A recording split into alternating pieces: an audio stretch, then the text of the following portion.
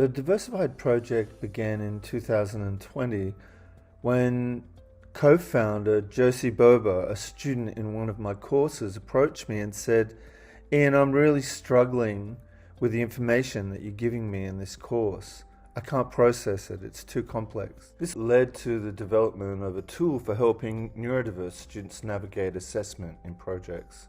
And that in turn triggered the development of a team of interested academics and students around the idea of amplifying the voice of neurodiverse students relating to courses that they're engaged in. So with funding gained by Professor Terry Cumming, we ran 3 workshops around the themes of identifying challenges and opportunities, framing the problem essentially. The second workshop was more focused on questions and responding to the problems that were identified in workshop 1 together. And then the third workshop, which was about co-production of prototypes, refining our ideas, and essentially developing a set of recommendations, which we'll talk about in this video. With funding gained from Karen Chris and Alexander Smith, we produced a video promoting Diversified and promoting awareness of neurodiversity at UNSW.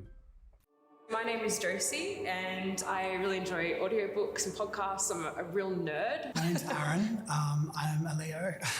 I'm a redhead. I'm queer. My name is Chantal Henwood and I am a current student at UNSW. And we're working on Project Diversified, where we're looking to help neurodiverse students get on the same level as academics in order to redesign the way they experience university, the way that courses are taught. I think that's what this is for.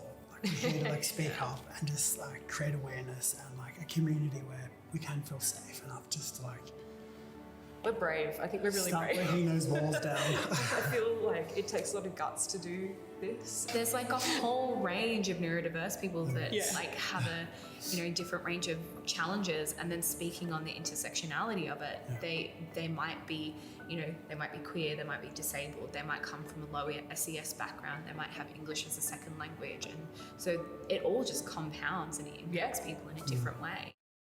While inviting feedback from university students does not guarantee that they'll feel heard, just as defining out campus administrative facilities online does not guarantee that students will know who to contact if a concern arises. Those realities pose difficulties for university finance models, which rely on contingent students who stay and finish their degrees. So now I've provided some thought-provoking questions to stimulate everybody's minds. But first off, I need to reiterate that I understand that some academics are education and accessibility focused. So I don't want to undermine anybody's current work that they are doing to improve accessibility, but I think these thought-provoking questions might give rise to some different approaches that could provide extra benefit. First question I have is, why do you think that current university UNSW systems have not adequately provided neurodiverse students with a sense of being heard and seen? Why do you think neurodiverse students felt like no action had been taken for the inaccessibility issues they faced before the Diversified workshop? How can we amplify the Diversified project's methods so that we can raise more awareness about neurodiverse students' needs, and so that a larger neurodiverse student cohort can feel heard and seen? Another question is, what are you currently doing to make neurodiverse students, or students in general, giving them the opportunity to feel heard and acknowledged?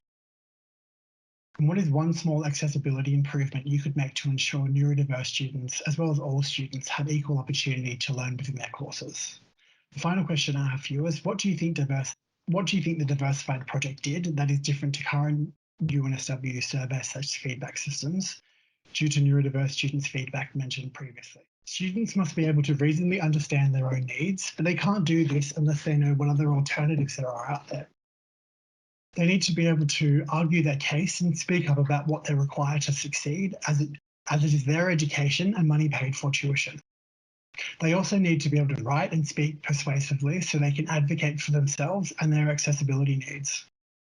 But that's only half the story. Students first need to be able to feel confident and like they have enough support for these abilities/competencies to arise. I wanted to emphasise the amount of personal and academic growth I've had after having my course-related problems heard, and after having other students' voices being expressed during the Diversified workshops. I think this experience has truly kind of shaped me to be an agent of change for myself and the student cohort, especially for the neurodiverse student cohort. And I think that this experience has opened up my passion for neurodiversity accessibility advocacy, and it's encouraged me to take on multiple casual paid roles at UNSW and several volunteering positions. Now, I never expected to see myself capable of any of these roles before the Diversified workshops. And if this has helped me so much, imagine what it could do for many more neurodiverse students and all students in general who start to feel heard, acknowledged. Some of the roles that I have had so far is I've been a research assistant for the Diversified project, research assistant for the Storybooks project. I've been awarded the opportunity to be the Mardi Gras project officer role through ARC. I'm on several advisory boards for neurodiversity and also equity, diversity, and inclusivity related matters. And I've done multiple volunteering positions, which, I don't think I would have ever kind of had the confidence to unless I started with the Diversified project and then having the chance to express my problems in a very safe space. At the beginning of the conversations for starting the Diversified group, Erin brought up this quote by Joe Bessignol from the Greater St. Albert Catholic Schools in Alberta, Canada. And he says, allowing a student with a hidden disability, such as ADHD or anxiety or dyslexia, to struggle academically or socially when all that's needed for success are some appropriate accommodations and explicit instructions is no different than failing to provide a ramp for a person in a wheelchair.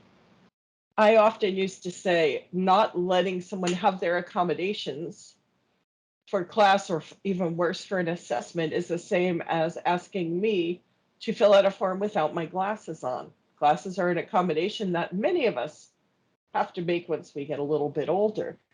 The result of our workshops with the neurodivergent students and the allies that were teaching staff, we had them separated into different levels, faculties in schools and instructors and overall university.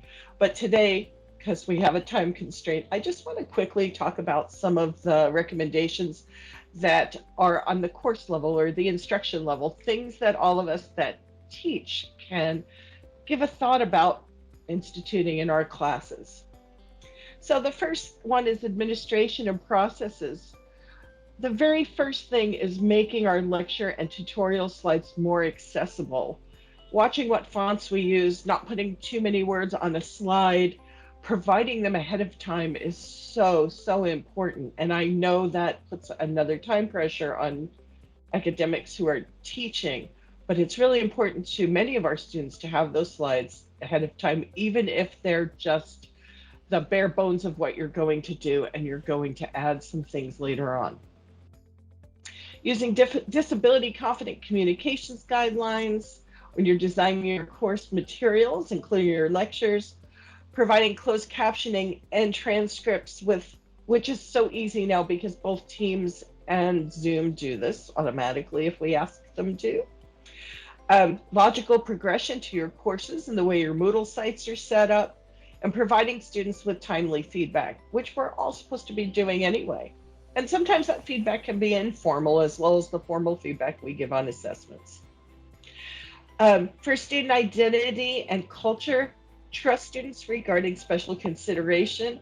Sometimes getting that documentation immediately is a problem. And I know we're not really dealing with this on the course level as much. It goes out to the faculty.